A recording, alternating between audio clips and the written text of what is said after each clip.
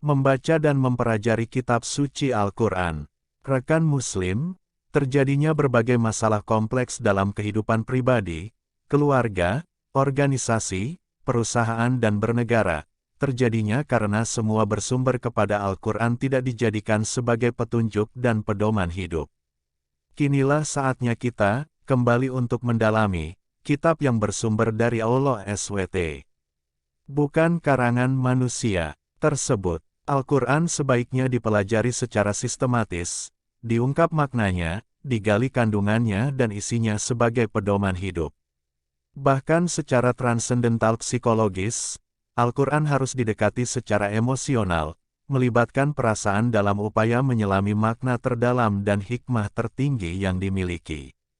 Dan apabila dibacakan ayat-ayat Allah SWT yang Maha Pemurah kepada mereka MENYUNGKUR, bersujud dan menangis, QS.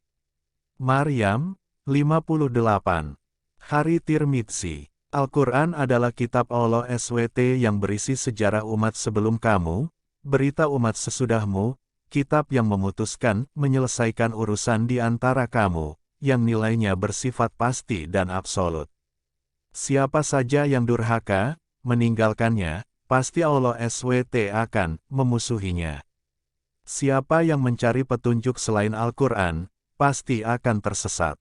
Al-Quran adalah tali Allah yang sangat kuat, peringatan yang bijaksana dan jalan yang sangat lurus. Langkah yang sebaiknya kita lakukan adalah dengan membacanya, mencatatnya, menghafalnya, memahaminya, mengamalkannya. Perlu diingat, bahwa Al-Quran baru terbukti menjadi petunjuk ketika ada kenyataan dalam praktek kehidupan kita. Agar pendalaman Al-Quran yang kita lakukan semakin berimplikasi positif bagi kita dan manusia secara umum, maka dalam mengeksploitasi isi, kisah, hikmah Al-Quran seharusnya kita belajar kepada para ulama yang sudah lebih awal dan lebih panjang menadaburi Al-Quran termasuk sejumlah tafsir dan karya tulis. Sedemikian pentingnya sebuah kandungan makna isi Al-Quran, sampai Allah SWT berfirman, "Kalau sekiranya kami turunkan Al-Quran kepada sebuah gunung, pasti kamu akan melihatnya tunduk terpecah-pecah disebabkan takut kepada Allah SWT. Perumpamaan itu kami buat untuk manusia supaya mereka berpikir." QS. Al-Hasir, 21. Beberapa hadits lain yang menceritakan keutamaan membaca dan mengamalkan isi Al-Quran adalah dari Jabir R.A. Nabi SAW, beliau bersabda, Al-Quran adalah pemberi syafaat yang syafaatnya diterima dan sebagai penuntut yang tuntutannya dibenarkan.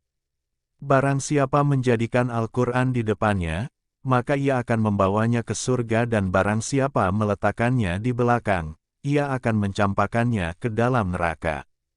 Hari Ibnu Hibab dan Hakim. Dari Abi Said Al-Khudri R.A., ia menceritakan, pernah pada suatu ketika aku duduk dengan sekumpulan muhajirin yang lemah.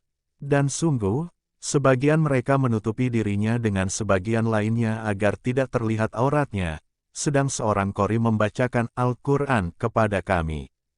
Tiba-tiba datanglah Rasulullah SAW, lalu berdiri di antara kami. Ketika Rasulullah SAW berdiri, qori itu pun diam, kemudian beliau bersalam dan bertanya, "Apa yang sedang kamu lakukan?" Kami menjawab, "Kami sedang mendengarkan bacaan kitab Allah SWT."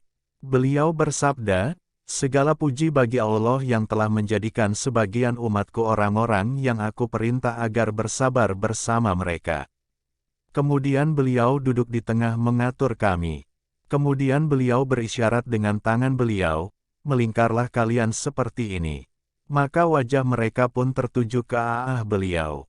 Beliau bersabda, "Bergembiralah kalian, wahai sekalian muhajirin yang miskin, kalian akan mendapatkan cahaya yang sempurna pada hari kiamat.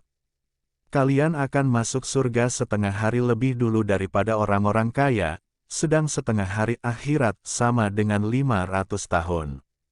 Dari Ubaidah Al-Mulaiki R.A. berkata bahwa Rasulullah SAW bersabda, "Wahai ahli-ahli Al-Quran, Janganlah kalian menggunakan Al-Quran sebagai bantal dan bacalah Al-Quran dengan sebenar-benarnya bacaan pada malam dan siang hari. Sebarkanlah ia, bacalah ia dengan suara merdu, dan pikirkanlah isi kandungannya.